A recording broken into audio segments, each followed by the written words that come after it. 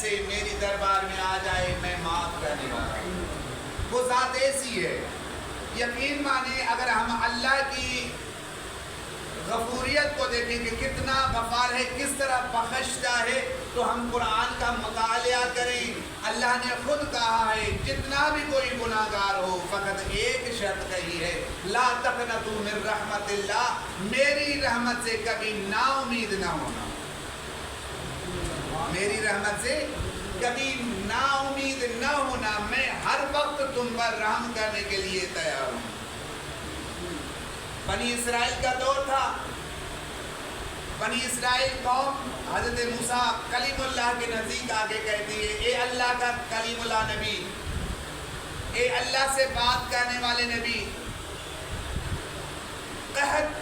جاری ہو چکا ہے، جانور مر رہے ہیں، انسان مر رہے ہیں، جانوروں میں بیماریاں آ چکی ہیں، فصل تباہ ہو رہی ہے، باغ جو بھی تھے وہ تباہ ہو گئے ہیں، ذرا اللہ سے سوال کر کے تو دیکھ لے کہ آخر وجہ کیا ہے جس کی وجہ سے یہ بیماریاں جاری ہو چکی ہیں، یہ جانور مر رہے ہیں، مال معاشی جو بھی ہے یہ مر رہا ہے، آخر اس کی وجہ کیا ہے؟ دیکھنا ہے اس بات کو کہ اللہ کتنا غفور و غفار ہے اور ستار العیوب ہے۔ توجہ کریے گا، واقعاً اگر ہم اللہ کو اس لائق سمجھ کر ہم اللہ کے دربار میں آئیں کہ اللہ ہی سب کچھ جاننے والا ہے اور اللہ ہی سب کچھ معاف کرنے والا ہے، تو یقین مانیں کہ ہماری دنیا بھی سنور سکتی ہے تو آخرت بھی سنور سکتی ہے۔ آگے کلیم اللہ نبی کے خدمت میں، اے اللہ کے ساتھ کلام کرنے والے حضرت موسیٰ نبی، یہ اللہ سے سوال کریں آخر وجہ کیا ہے جس کی وجہ سے جانور مر رہے ہیں، بیماریاں آ گئی ہیں، انسان مر رہے ہیں،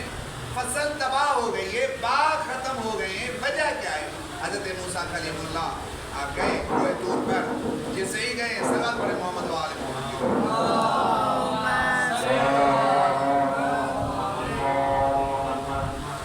وہ جیسے ہی گئے کوہ طور پر چڑھ کے اللہ سے سوال کر رہے ہیں، وہ میرے پروردگار تیرے بندے مر رہے ہیں، جانور مر رہے ہیں، فصل تباہ ہو رہی ہے، تو تیرے بندے یہ سوال کر رہے ہیں آخر وجہ کیا ہے جس کی وجہ سے بارش نہیں برس رہی، تیری رحمت نہیں آ رہی؟ اللہ نے جواب دیا، اے موسیٰ، اے مرے صلوات پڑھیں محمد و آل محمد،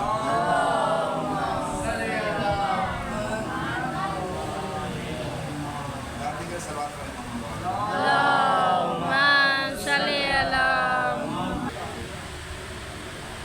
آپ جائیں اور قوم کو بتائیں کہ تیری قوم میں، تیری امت میں ایک نافرمان بندہ رہتا ہے جس نے 40 سال ہو گئے ہیں مجھ اللہ کی نافرمانی کی ہے، جس کی وجہ سے جب تک وہ تیری قوم میں ہے میں اللہ کبھی بھی بارش نہیں برساؤں، جب تک وہ تیری قوم میں موجود ہے، تیری امت میں موجود ہے، میں بارش کا ایک قطرہ بھی نہیں پاؤں گا۔